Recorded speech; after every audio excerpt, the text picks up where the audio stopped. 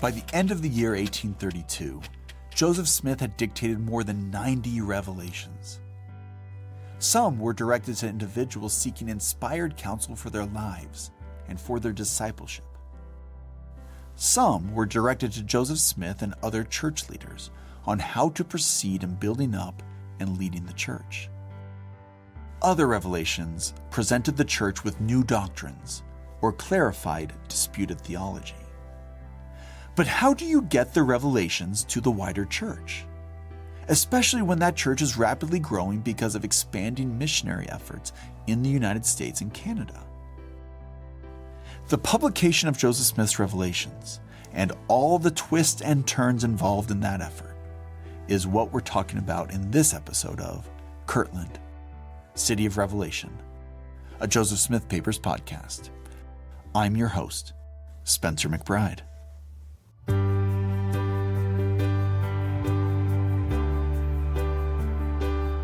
Episode 4, Publishing Revelation.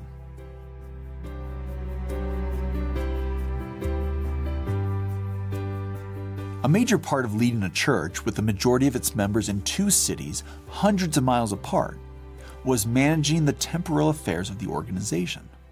To this end, a November 1831 revelation received by Joseph Smith established a means of better managing the church's temporal needs. So one of the major administrative bodies in the church between 1832 and 1834 was a body that was known as the United Firm. That's Matthew Godfrey, a general editor of the Joseph Smith Papers. In our conversation, he noted that the establishments of communal societies later in the 19th century by Brigham Young that were called United Orders has sometimes led to confusion on what the United Firm was in Ohio and Missouri. He explained what references to the United Order in the revelations of the 1830s are actually about.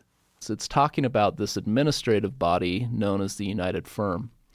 And the United Firm springs up out of a need to coordinate some of the church's mercantile and publishing endeavors that it had put into place in 1831 and 1832. And it also stems from the church having two main headquarters during the early 1830s. So you had the saints who were living in Kirtland, where Joseph Smith was, and then you had the saints building the city of Zion in Missouri. And so there was a need for some coordination. As part of the work of the United Firm, William W. Phelps moved to Missouri, where he opened a print shop and published a newspaper for the church.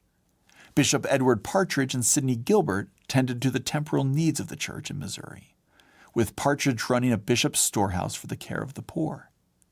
In Kirtland, the caring for the poor was the stewardship of Newell K. Whitney. This calling required a shift in how Whitney ran his own business. Now, Whitney's store was a for-profit endeavor. It's something that he had had for years before he joined the church. But in December of 1831, Newell K. Whitney is called as a bishop in the church. He was the second bishop called in the church. Edward Partridge was the first. But because Edward was in Missouri, there needed to be a bishop in Kirtland as well. And so the Lord called Newell K. Whitney as this bishop in Kirtland. And in the Revelation talking about Whitney's calling as bishop, it says that he needed to operate his storehouse the same way that the church was operating the storehouse in Missouri. It was to be a place where the poor and needy could come and could get goods. But the United Firm had another component. It appointed 6 men as stewards of the revelations received by Joseph Smith. A November 1831 conference of the church had deemed these revelations a great blessing upon the church, and these 6 stewards were charged with publishing them. From the convenient perch of the present, it might be easy to assume that revelations received by Joseph Smith were always readily available to all church members. But in the 1830s, spreading the word of new revelations and distributing the text of those revelations required considerable effort and coordination from church leaders. Sherilyn Howcroft, the project archivist for the Joseph Smith Papers, explained to me the excitement in the church surrounding these revelations and how they were recorded and how they were shared. These revelations, when they were received, were spread by mouth and by copies. And so there was this immediacy of the revelations that escapes us in our stance now of a canonized revelations. But these revelations were perceived as very significant, and they proliferated through copies. And there was this great interest in the revelations. As historians, we are particularly grateful for the copies of these revelations that people made, because sometimes they are the earliest surviving records of the text. So there's one thing that most people don't understand is that there's this anticipation that we have these revelation texts as they fell from the lips of Joseph Smith, and there was a scribe dutifully recording that. And we don't have that initial record. What we have is the proliferation of copies that come from that. A lot of those are in the form of loose manuscript revelations that are in the handwritings of Oliver Cowdery, Sidney Rigdon, Frederick G. Williams, and John Whitmer sometimes, and sometimes the individuals for whom the revelations were given. We also have little booklets that were written by Orson Hyde, Sidney Gilbert, and others that were created to accompany them on missions. And they're really the predominant revelations that were imperative in church governance and instruction on how to conduct themselves in official priesthood capacities. So like the Articles and Covenants of the Church, that which is Doctrine and Covenants section 20, also Doctrine and Covenants section 42. Those revelations that were very important for missionary work. But the early copies of revelations made by church members are not all that survive. Sherilyn explained that fellow church leaders helped Joseph Smith collect his early revelations into record books. We have what's called the Book of Commandments and Revelations, which was written by John Whitmer with some editing by Oliver Cowdery and William W. Phelps, Sidney Rigdon, and Joseph Smith, that contains over 100 revelations. The Book of Commandments and Revelations was inscribed between March of 1831 and through mid-1835. But then we also have the Kirtland Revelation Book, which was scribed from March of 1832 to 1834, and that includes handwriting of Frederick G. Williams. Yet, handwritten copies of the Revelations soon proved inadequate for circulating them to the rapidly growing church. Robin Jensen, a historian with the Joseph Smith Papers, explains. It quickly became apparent that these revelations were something that people wanted to read. And that's totally understandable. The Word of God being spoken by Joseph Smith, people want to know the content of those revelations. And so the church quickly decided to publish these revelations. Now, in November of 1831, they made a decision that as they were gathering to Zion in Independence, Missouri, they would establish a press. And that eventually would publish a collection of revelations called the Book of Commandments. While working on the Book of Commandments, church leaders published several revelations in a periodical that functioned similar to the way that church magazines function today. But before that book was published, they published a church newspaper. This was called the Evening and the Morning Star. This church newspaper, it would have articles that church members would be interested in. It would have letters from missionaries about their successes, and it would also have revelations. It's difficult to overstate the significance of these revelations appearing in the church's newspaper. This was the first time in print that Latter-day Saints had access to these declarations. And so in 1833, this Evening and Morning Star, they printed 19 complete revelations and portions of 7 revelations. And there were only a few of the issues that did not have any revelations. So this was a common occurrence. People in Independence that would open up this newspaper would find revelations published. And this newspaper circulated throughout the entire country. Sherilyn Howcroft told me that church leaders hoped to publish an ample supply of the Book of Commandments, but that they soon ran into challenges related to supply shortages. So in November 1831, there was a conference of elders in Hiram, Ohio, and in that conference, it was determined to publish the revelations in book form. At that time, the sense was that they would produce 10,000 copies, but that was later reduced to 3,000 copies due to issues relating to paper shortages. Oliver Cowdery and John Whitmer were assigned to take the Revelation book to Missouri to be published. So in July of 1831, William W. Phelps was appointed to be the church printer, and he was told as part of that revelation to stay in Jackson County, Missouri. And so the church printer was located there in Missouri, and that's when Phelps started producing the Evening and the Morning Star, and the revelations were printed there. But then they also, in tandem, started to put to type the Book of Commandments and Revelations. Everything seemed set for the publication of the Book of Commandments in late 1833. However, the critics of the church in Jackson County, Missouri, were growing increasingly intolerant of their Latter-day Saint neighbors. When their intolerance eventually boiled over into violent persecution, it would have a devastating effect on the publication process.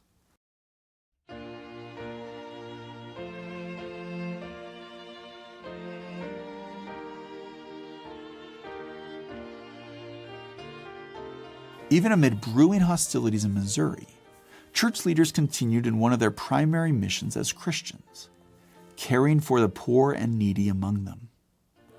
Several of the revelations Joseph Smith dictated mixed with the inspired ideas of the church's bishops. Together, they led to innovative attempts for accomplishing this important mission. A portion of the revelation known as the Law spelled out a new economic order that became known as the Law of Consecration. As a guiding principle, it stated, quote, "And behold, thou wilt remember the poor, and consecrate of thy properties for their support." The way that Joseph Smith and church leaders implemented this command in Missouri was a form of communal living that would ensure, eventually, that there would be no poor among the saints. Church members would consecrate their property to the church, and then be designated as stewardship from among that property, be it a farm or a store or something else. The surplus would then be used by the church's bishops to help the poor. This approach to the law of consecration was implemented more fully in Missouri than it was in Ohio.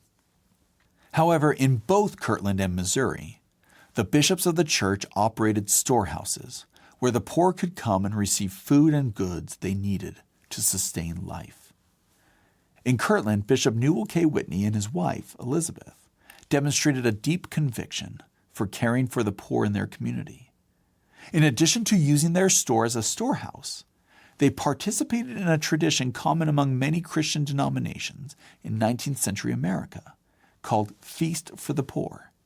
Jenny Reeder, a historian in the church history department, explains. There's one account that I love where Elizabeth Ann Whitney and her husband worked really hard to care for the poor. Emma and Joseph attended the 3-day Feast for the Poor that Newell K. and Elizabeth Ann prepared in January of 1836. Elizabeth Ann describes it as a means to share their abundance according to our Savior's pattern.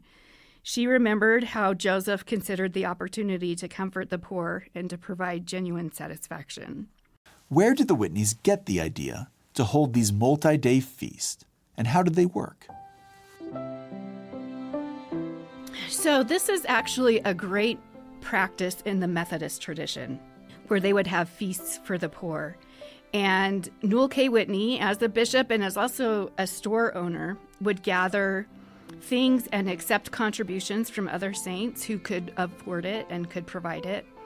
And they invited the poor to come and eat. But not only eat physical food, but he also invited Joseph Smith to come and to feed them spiritually. So it was a really rich, powerful experience. I think initially it was Newell K. Whitney's idea and his inspiration as the bishop. But I think then that others took that and saw that Elizabeth Ann Whitney worked hand in hand with her husband to produce these 3-day feasts. Jenny told me that these feasts were part of the larger efforts in the church at this time to care for the poor and the needy, but that they also represented important steps to enhanced efforts that would come years later in Nauvoo, Illinois. And I love this because I think this is just the beginning of relationships and friendships and caring for the poor that extends out into Nauvoo. When Newell K. Whitney and Elizabeth Ann Whitney came to Nauvoo, they had nothing. They were poor. And of course, who took them in? Emma Smith and Joseph Smith. And the 1836 Feast for the Poor really served as a training for Elizabeth Ann and Emma Smith. in providing for the poor in the 1840s Nauvoo Relief Society. I love that they shared that experience, they learned through experience, and they figured out how to start this tradition of caring for the poor.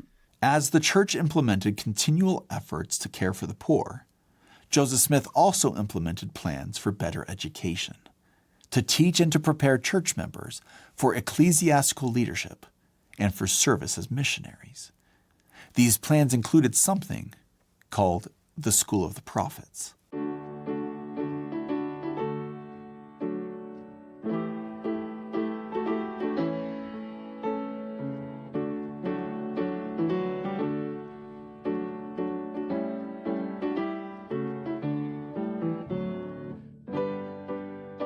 In December 1832, Joseph Smith received a revelation instructing the Latter-day Saints on a number of matters. Those instructions included direction to construct the house of the Lord in Kirtland, also known as the Temple. And once that temple was built, they were to sanctify themselves in a solemn assembly in that building. The revelation also directed them to receive instruction on spiritual and temporal subjects before embarking on missions. When Joseph Smith informed church leaders in Missouri of this revelation 2 weeks later, he wrote that in Kirtland, they were to build a house of God and establish a school of the prophets. Let's consider for a moment what Joseph Smith meant when he referred to a school of the prophets. What does that phrase mean? Where does it come from? To better understand the meaning and the origins of the name, School of the Prophets, I spoke with Joseph Dorowski, who worked for years on the Joseph Smith Papers project prior to his retirement. If you look first in New England, it was first used in regard to Harvard University. They needed a school to train ministers, just as had been done in England, and they used that terminology, that they needed a school of the prophets to provide ministerial training. And then later, Yale University will use the same designation. So the phrase comes from the way that ministers in the British colonies of North America referred to religious training of future ministers. But they did not invent the title. They brought it with them from England. And where did the English get it? It harkens back to the Bible. Samuel, Elijah, and Elias are associated with what was called the sons of the prophets in the Old Testament. And one source says the term sons of the prophets actually could be translated as guild of the prophets. It's a sense of a training academy or apprenticeship. So while the name School of the Prophets might not be instantly familiar to men and women in the present, in the United States during the 1830s, it would have been quickly recognizable as a phrase referring to a school to train church leaders, as a place to train men for missionary service. And that is precisely what the School of the Prophets did. The school met on the upper floor of Newell K. Whitney's store. New members were initiated by the washing of feet, an act modeled after the biblical account of Jesus Christ washing the feet of his disciples. The school then proceeded with instruction on temporal and spiritual matters. However, in addition to education and training, the School of the Prophets was a forum in which some of the leadership structures of the growing church were put in place. Most notably, on March 18, 1833, Joseph Smith ordained Sidney Rigdon and Frederick G. Williams as presidents of the high priesthood. Church members soon started referring to this three-man presidency as the first presidency of the church. The School of the Prophets also led to several important revelations for the church in Kirtland. One of these became known as the Word of Wisdom. Matthew Godfrey explains. In this School of the Prophets, Joseph is trying to prepare people to go out and preach the gospel. He's trying to teach them more about how to become more like God, how to become holier in their lives. But one of the problems was most of the men who attended the School of the Prophets were heavy users of tobacco. So as soon as the School of the Prophets would begin, according to Brigham Young, they would pull out their pipes, they'd fill up their pipes with tobacco, and they'd begin smoking. So much so that there was often this cloud of smoke that was in the room at the time. Now, many of them also chewed tobacco, and as they're chewing, they would spit on the floor.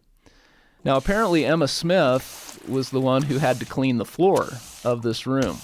And Emma, because of all of the tobacco spit on the floor, complained to Joseph about it and wondered, was it really good for these men who are trying to learn how to be more holy to be chewing tobacco and creating a mess of the room in which they're learning these principles?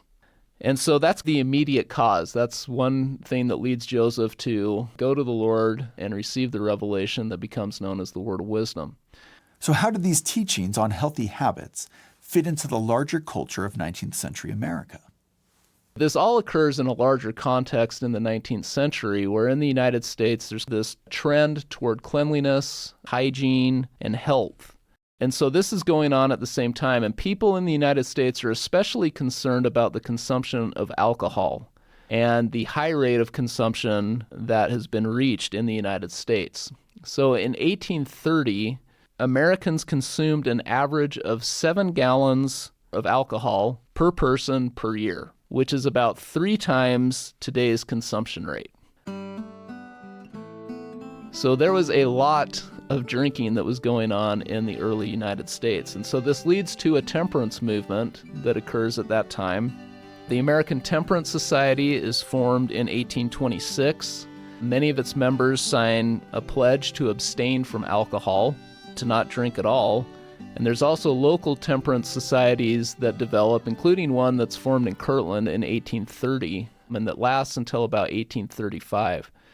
And so these temperance societies are trying to get people to join and to pledge to moderate their use of alcohol or completely abstain from the use of alcohol as well. And so this national trend towards temperance, towards trying to cut down the use of alcohol in the United States, is also an important context for the revealing of the word of wisdom in 1833. How did the members of the School of the Prophets respond to the word of wisdom? Right after Joseph received the revelation, he actually read it to the School of the Prophets.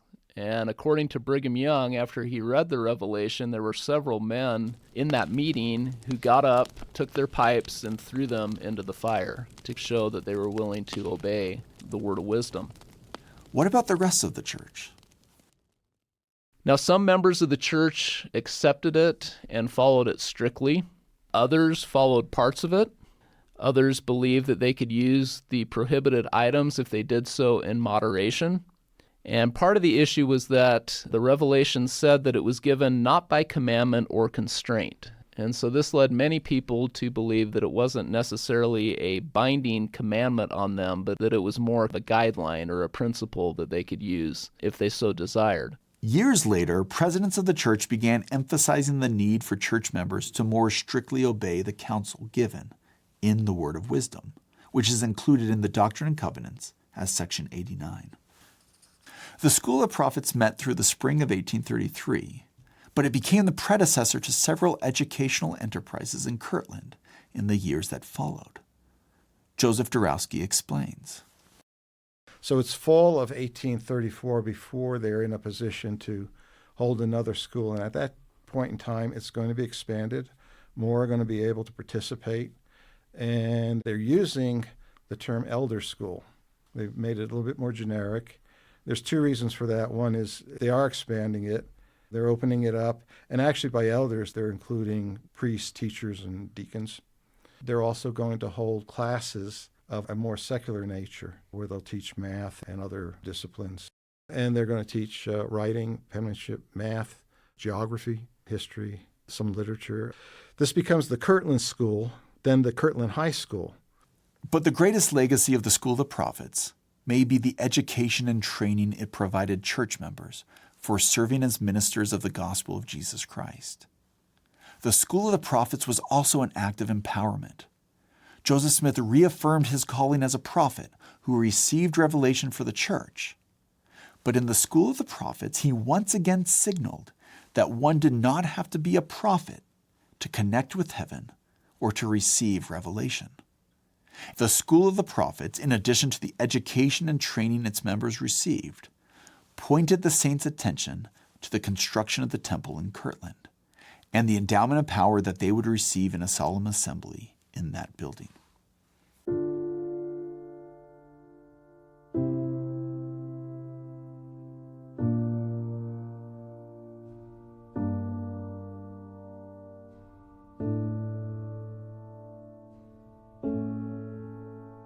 In early 1833, the church had plans to build a temple in Missouri and another one in Kirtland. But as the year rolled forward, tensions between church members and others in Missouri increased and threatened to disrupt these plans. By about the summer of 1833, there's roughly 1,200 members of the church living in Missouri. Now, there's various reasons why this happens, but the saints begin to run afoul of others living in Missouri who are not members of the church. Some of these tensions centered on political concerns, a concern that a growing concentration of church members would result in their control of elections in the county. Other tensions were economic in nature, a concern that the growing population of church members tended to do business with each other. But intertwined in both of these tensions and all of these concerns was religious bigotry. When the critics of the church in Jackson County, Missouri gathered to discuss a plan of action against the Latter-day Saints, they drafted a set of resolutions. They laced all their political and economic concerns with bigoted critiques of the Latter-day Saints, dismissal of their religious claims, essentially dismissing their beliefs as a fake religion and as not deserving protection under the state's guarantee of religious freedom. With these resolutions in hand, the church's critics formed a mob and marched on the Saints' settlement. There's mobs that spring up in the summer of 1833. They tear down the church's printing office that's in Missouri. They take Edward Partridge, who's the bishop in Missouri, and they tar and feather him. And the violence doesn't really stop until the leaders in Missouri promise that the Saints will leave the county. They say half of us will leave by the end of the year, the other half will leave by April 1st, 1834. This promise to leave pacified the mob for a time. But then church members and church leaders there start to think, we legally purchased our land here in Missouri, and we should have every right to live and stay on this land. And so they begin to explore possibilities of how they could stay on the land. Now, when those living in Missouri hear about this, the violence springs up again in the fall of 1833, and this ultimately results in the church being kicked out of Jackson County, Missouri. And those who are living there, most of them cross the Missouri River into Clay County, where they begin to try to find shelter, try to find work. They've basically lost everything because all of their property is in Jackson County. Under any circumstances, such an illegal and violent expulsion of a people from their property is a devastating event. But what compounded the devastation was the belief that the land they were forced to vacate was the land appointed by Revelation as the center place of Zion. What would they do next? For that guidance, they would look to Revelation through the prophet Joseph Smith. The mob violence in Missouri was also a major setback for the publication of Joseph Smith's revelations. Recall that the way the United Firm was set up placed the church's printing operations in Missouri. Well, that shop and its printing press and the revelations it was printing became a target of the mob. Sherilyn Howcroft explains. So at the time of the destruction of the press, it's more than just throwing the type out of the building. I mean, they actually throw the press out of the building. They're even tearing down the walls of the building. And at that point, there's several of the sheets of the Book of Commandments that are in the building. And when I say several, I mean they've got stacks of these gatherings that are in there. And those are being strewn to the four winds. And we have these two girls, Mary Elizabeth Rollins and Carolyn Rollins, who are picking up the sheets. And these girls are 9 and 11. And they're running into an adjoining cornfield, hiding from the mob and covering the sheets with their bodies in this cornfield. Let this story sink in for just a moment. Two young girls, aged 9 and 11, in the midst of a scene of horrific mob violence, spotted the printed pages containing prophetic revelations on the ground. Instead of merely hiding themselves, they risked their own safety for the sake of protecting and preserving these revelations. Think about what that tells us about how even some of the youngest Latter-day Saints understood and valued the revelation the church was receiving from Joseph Smith. The Book of Commandments was never completed, but, as Sherilyn explains, the church made use of what pages had been saved from the mob. As a result of their efforts, and presumably others, we have some incomplete copies of the Book of Commandments that was anticipated for publication. There's less than 36 copies of these books in existence. They contain about 65 chapters or 160 pages of Revelation text that are in 5 gatherings. It's anticipated that there were supposed to be 6 gatherings in this publication, but these uncut sheets from the press were salvaged and bound into incomplete books. And these books are very unique in and of themselves. They're unique to the person who owned them. This limited supply of books that were unfinished compilations of Joseph Smith's revelations, are a fascinating artifact of church history. But some of the surviving copies also reveal just how precious these revelations were to church members. Consider this example from recent convert and future church president, Wilford Woodruff. One of my favorite copies of the Book of Commandments is Wilford Woodruff's copy, because at the very end of the book, you have Doctrine and Covenants section 89, which is the word of wisdom, and it stops mid-sentence.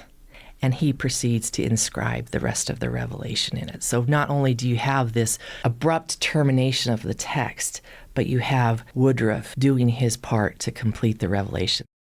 Still, the 1833 mob violence in Missouri was a major setback.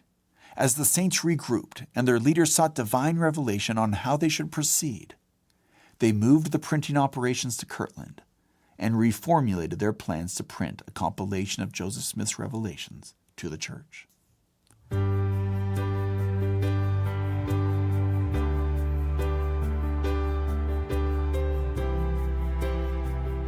The expulsion of church members from Jackson County, Missouri, meant that Kirtland's status as a stake of Zion was more important than ever. Joseph Smith and the First Presidency would continue to reside in that city, and in that city, they would continue to seek revelation.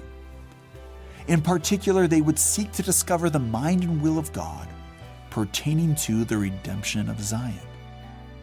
But they would also discover a greater sense of urgency in constructing the Kirtland house of the Lord. The endowment of power that they believed they would receive in that temple seemed more important than ever before. And that is where we will pick up the story in the next episode of Kirtland, City of Revelation, a Joseph Smith Papers podcast.